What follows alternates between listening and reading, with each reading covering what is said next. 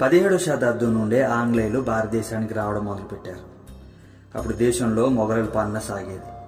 So British రాకతో 18వ శతాబ్దం నుంచి వారి పాలన మొత్తంగా క్షీణించింది. సో ఆంగ్లేయులు వ్యాపార నిమిత్తం భారతదేశానికి వచ్చామని అంటారు కానీ సో వారి ఉద్దేశం అయితే అది కాదు. వ్యాపారం పేరుతో ఇక్కడ మొత్తం సంపదను దోచుకు వెళ్లడమే వారి యొక్క లక్ష్యం. సో భారతీయ రాజులు మరియు రాజ్యాల మధ్య ఉన్న శత్రుత్వాన్ని వీళ్ళు ఆసరాగా తీసుకుని ఆంగ్లేయులు మన దేశంలోకి రావడానికి ప్రవేశించారు.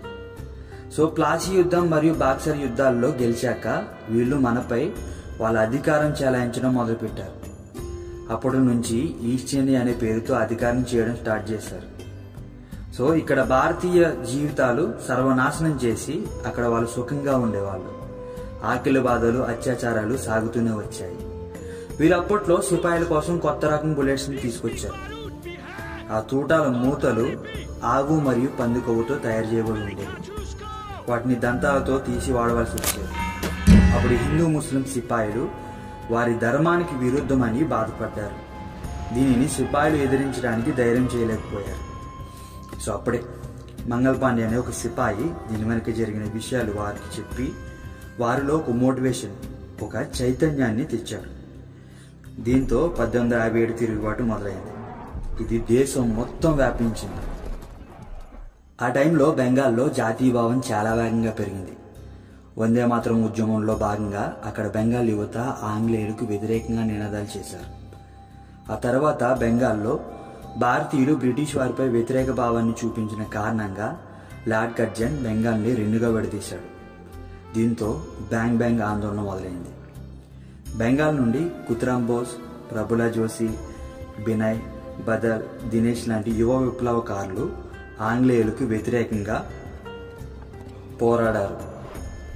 బ్రిటిష్ వారి గుండెల్లో భయాన్ని పుట్టించి దేశం కోసం నవ్వుతూ తన ప్రాణాలను త్యాగం చేశారు. అలాగే 1919 ఏప్రిల్ 13న జలియన్ వాలాబాగ్లో ఒక సమావేశాన్ని ఏర్పాటు చేశారు. కర్నల్ డేయర్ ఆ గుంపుపై కాల్పులు జరపమని ఆదేశాలు జారీ చేశారు. అక్కడ ఉన్న అన్ని ద్వారాలు మూసేసి కాల్పులు జరిపారు. అందులో 1500 మంది అమాయక ప్రజలు గాయపడ్డారు. సో 1000 మంది పైగా చనిపోయారు. వారి క్రూరత్వం దేశం మొత్తం కదిలించేలా చేసింది. సో దీనికి ప్రతిగా రవీంద్రనాథ్ ఠాగూర్ బ్రిటిష్ వారు ఇచ్చిన బిరుదుని వదిలేయాలని నిర్ణయం తీసుకున్నారు. సో ఈ ఘటన ప్రతి భారతీయుడికి స్వతంత్రం కోసం పోరాటం చేయడానికి ప్రేరేపించింది. సో అలాగే 1927లో భారత్లో పరిస్థితులను మెరుగుపరచడానికి సైమన్ కమిషన్ ని బ్రిటిష్ వారు పంపించారు. సో అందులో ఒక్కరు కూడా భారతీయులు లేరు. దీంతో నల్ల జెండాతో గో బ్యాక్ సైమన్ అని లాలా లజపత్ రాయ్ నాయకత్వం వహించారు. సో ఆందోళనలో పోలీస్ లాఠీ చార్జ్లో ఆయన మరణించారు. సో ఆయన మరణానికి ప్రతీకారం తీర్చుకోవడానికి భగత్ సింగ్, రాజ్గుర్లు బయలుదేరారు. సో ఆ సమయంలో భగత్ సింగ్ బ్రిటిష్ వారికి పెద్ద తలనొప్పిలా మారాడు. భగత్ సింగ్ పార్లమెంటుపై బాంబు దాడి చేశాడు. సో ఆ తర్వాత భగత్ సింగ్ ని 23 ఏళ్ల వయసులోనే ఉరితీశారు. 1929 డిసెంబర్ 31న కాంగ్రెస్ సంపూర్ణ స్వరాజ్య స్థాపనకే నిర్ణయం తీసుకుంది. దీనితో మోతీలాల్ నెహ్రూ బ్రిటిష్ వారికి మనకు స్వతంత్రం ఇచ్చేదేంటి, మనమే స్వతంత్రం ప్రకటించుకుందామని లాహోర్లోని రావి నది తీరాన జాతీయ పతాకాన్ని ఎగరవేశాడు.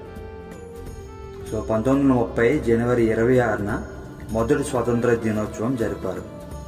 కానీ బ్రిటిష్ వారు దానికి పర్మిషన్ ఇవ్వలేదు. సో ఇదంతా జరిగిన తర్వాత కాంగ్రెస్లోని సభ్యులు సబర్మతిలో ఏకమయ్యారు. దండి నుండి ఉద్యమం స్టార్ట్ చేశారు. దీనినే సివిల్ ఒబీడియంట్ మూవ్మెంట్ అని అంటారు. ఈ యొక్క ఉద్యమం దేశం మొత్తం వ్యాపించింది. ఈ ఉద్యమంలో భాగంగా స్కూళ్లు, కాలేజీలు అన్ని బాయ్కాట్ చేశారు. అన్ని కార్యాలయాల్లో తమ విధులను చేయడం ఆపేశారు. విదేశీ వస్తువులను కాల్చేశారు. ట్యాక్సులు కట్టడం కూడా మానేశారు. సో ఇది ఎలా ఉండగా దీని తర్వాత 2వ రౌండ్ టేబుల్ సమావేశంలో గాంధీజీని బ్రిటిష్ వారు పిలిచారు. కానీ గాంధీ లండన్ నుండి ఇండియాకి రాగానే ఈ ఉద్యమాన్ని కొనసాగించాలని నిర్ణయం తీసుకున్నారు. సో దాంతో బ్రిటిష్ ప్రభుత్వం గాంధీజీని 1932 జనవరి 4న కారణం లేకుండానే అరెస్ట్ చేసింది. తర్వాత 1933 మేలో గాంధీజీని జైలు నుండి రిలీజ్ అయ్యారు. వెంటనే సత్యాగ్రహ ఉద్యమం స్టార్ట్ చేశారు అతను. సో దాని తర్వాత 1933 the government act of India bill pass అయింది. సో ఎన్నో ఉద్యమాలు ఎన్నో మరణాలు జరిగినా సరే బ్రిటిష్ వారు స్వతంత్రం ఇస్తామని ఎప్పుడు అనలేదు. కానీ 1940 ఆగస్టు ప్రతిపాదన ద్వారా మీకు స్వతంత్రం ఇస్తామని అంటారు. సో ఎందుకంటే 1939 టు 1948 వరకు సెకండ్ వరల్డ్ వార్ జరుగుతుంది. ఇది ఇంగ్లాండ్కి జర్మనీకి మధ్య. సో ఇంగ్లాండ్ పూర్తిగా ఓడిపోయే పరిస్థితికి వచ్చేసింది. సో అందుకని బ్రిటిష్ గవర్నమెంట్ భారతదేశ సైనికులు యుద్ధంలో పాల్గొంటే కనుక స్వతంత్రం ఇస్తామని అంటారు. సో 1942 వచ్చేస్తుంది, యుద్ధంలో ఇంగ్లాండ్ గెలుస్తుంది. సో దీంతో Indian Independence Day Bill 1947 June 3న ఇది ఇంగ్లాండ్ పార్లమెంట్లో ఆమోదించబడుతుంది.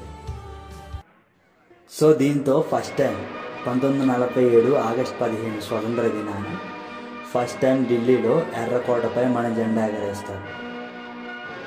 సో నేను మాట్లాడింది ఎంతమంది విన్నారో వారందరికీ నేను ఒకటే వినిపిస్తున్నాను. దేశం కోసం ప్రాణత్యాగానికి సిద్ధపడిన ఎంతోమంది వీరుల బలిదానాన్ని చిన్నగా చూడకండి.